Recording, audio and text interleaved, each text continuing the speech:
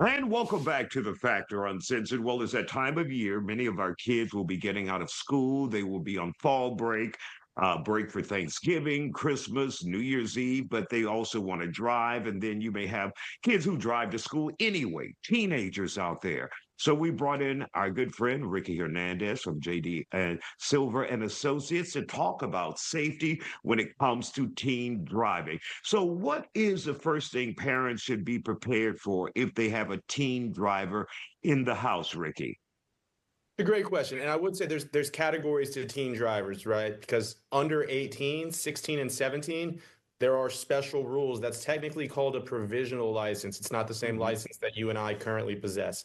And with the provisional license, like I said, specifically for those between the age of 16 and 17 that have completed their 6-month learner's permit, there are three big rules that apply.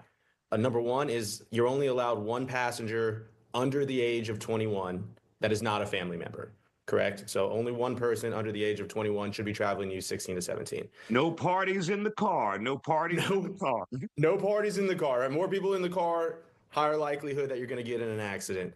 Second thing is curfew. Like our parents used to say, nothing good happens after midnight. Well, if you're under 16 and 17, you cannot travel between midnight and 5 a.m. unless it's specifically for work or some sort of an emergency.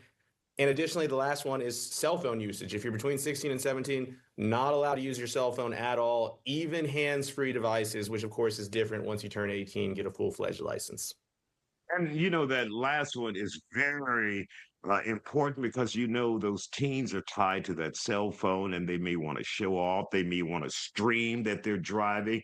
What would be your advice to parents to make sure they don't break that rule? Because they could be on their phones and not pay attention and get into a horrible accident. Another great question. This little guy is the most dangerous thing in anybody's vehicle, but especially a teenager. When I used to be a prosecutor and we were talking about driving in general, driving is described as a divided attention task, right? So you're Mhm. doing multiple things at one time, from not only just car things such as monitoring your speed, monitoring who's around you, but when you start adding in other factors that are going to take away your attention from the road, especially your eyes, the cell phone being the primary culprit here, that's going to be a problem. Parents should definitely speak to their children about how cell phones increase the likelihood of getting in an accident, how it's definitely the most dangerous thing you can do on the road. And they need to lead by example. I would also say you can't be on your cell phone driving around because your child's going to mimic what you do. So if that's what you're doing, you're showing them that this is how I drive, then that might be how they drive as well. So let's lead by example, and then let's also have the conversation. Let's focus now on the older teen drivers. Any issues that parents should be aware of or they should be aware of because they're older now, 18, 19 years old. And many of them are paying and footing their own bill when it comes to paying for their cars, their insurance. But if parents are still involved, they're still involved. What are the important things that they should realize?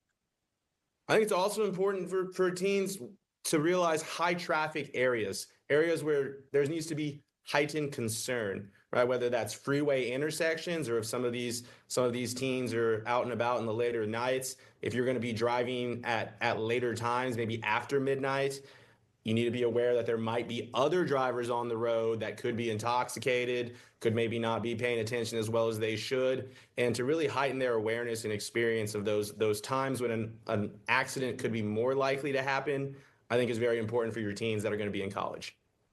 And when it comes to insurance, to make sure that everyone's safe, that your teen is safe, if they hit someone else, that person will be properly compensated. Any special things you need to do as a parent if you have a teen on your policy? I wouldn't say there's anything necessarily you specifically have to do, although your rates may go up if they're prone to accidents and speeding Go up tickets, to heaven. violations. Correct, correct. But it is important, I would always say, just to have the uninsured motorist claim, and wherever your team's driving, they could possibly be doing everything right, and you still don't know if they're going to get hit by someone that doesn't have insurance. It's always important to have the uninsured motorist claims. All righty. Ricky Hernandez, thank you for joining us and that valuable advice of those kids out there in those cars. I'm scared to drive. I'm scared of them.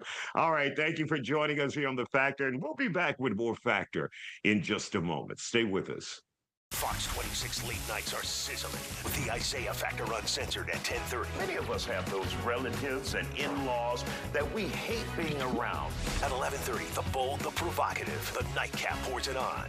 Oh, God, I'm about to say way too much. And political punches not pulled. Fox Soul Face Off comes out swinging at 12:30. We shouldn't shut down speeches on campus with violence. Don't stop there. It's never been so easy to stay up late. Fox 26 late nights.